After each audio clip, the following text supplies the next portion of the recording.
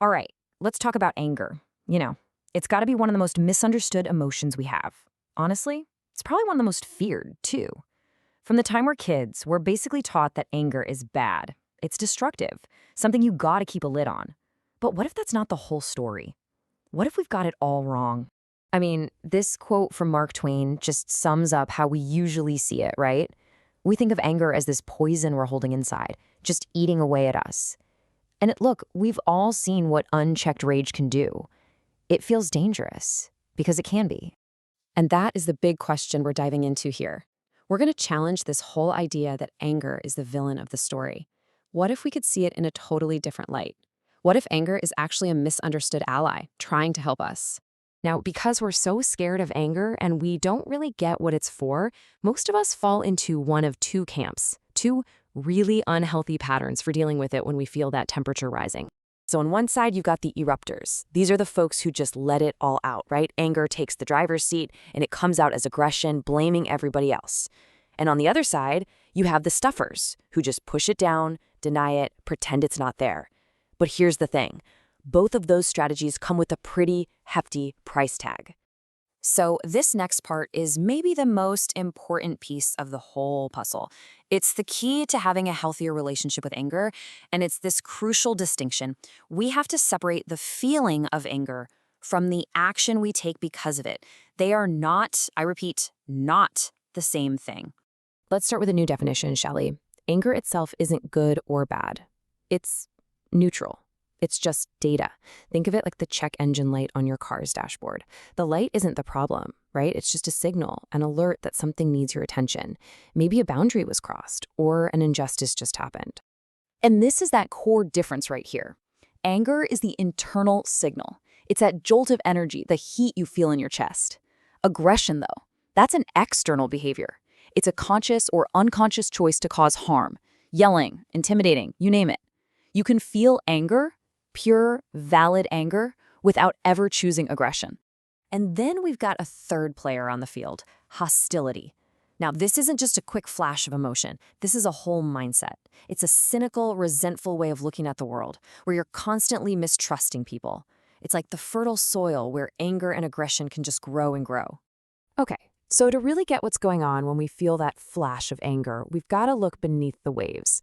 And one of the best ways to do that is with a metaphor you might have heard of, the anger iceberg. You see, the angry outbursts we see on the surface, that's often just the tiny tip of the iceberg. Underneath, hidden from view, are all these other, more vulnerable feelings. Things like hurt, fear, shame, or that awful feeling of being totally powerless. Exactly. Anger is basically an evolutionary self-defense mechanism.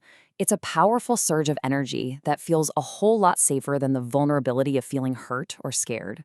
In a way, anger rushes in to protect you from feeling weak. It's your bodyguard.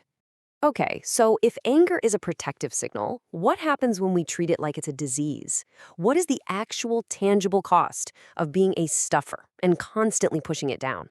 And here's the absolute truth of it, that energy does not just disappear, it has to go somewhere. When you swallow your anger, you're not getting rid of it. You're just aiming that powerful energy inward, where it gets trapped and, well, it can do some serious damage. And the consequences aren't just in your head. The work of Dr. Gabor Mate is incredible here. He explains that our emotional systems and our physical immune systems are totally linked. So when you suppress healthy anger, that natural response that's supposed to protect your boundaries, you are literally, physically suppressing your body's ability to fight off disease. And the data on this is just wow. A study Dr. Mate often points to followed women in unhappy marriages for 10 years. The women who consistently bottled up their feelings, they were 4 times more likely to die during that decade. 4 times. Pushing down your truth isn't just an emotional problem. It can be a life or death one. So how does this all work inside us? It's kind of like a chain reaction. It all starts with a trigger. But the most important step, the one where we have all the power, is step 2, the appraisal. That's the story you instantly tell yourself about the trigger. This is unfair. They're attacking me.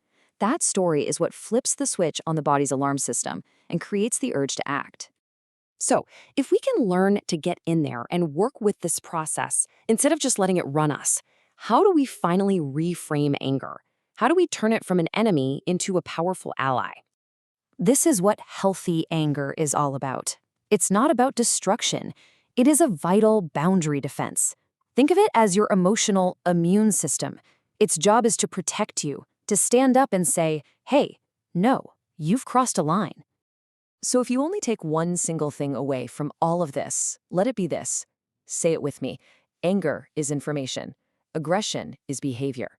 The feeling is a message. The action is a choice. So I'll leave you with a question to think about. Go back to the last time you were in a conflict, the last time you felt that heat rising. Did you listen to the information your anger was trying to give you? Or did you just react with the behavior of aggression? Really think about it. The answer to that question, well, it could change everything.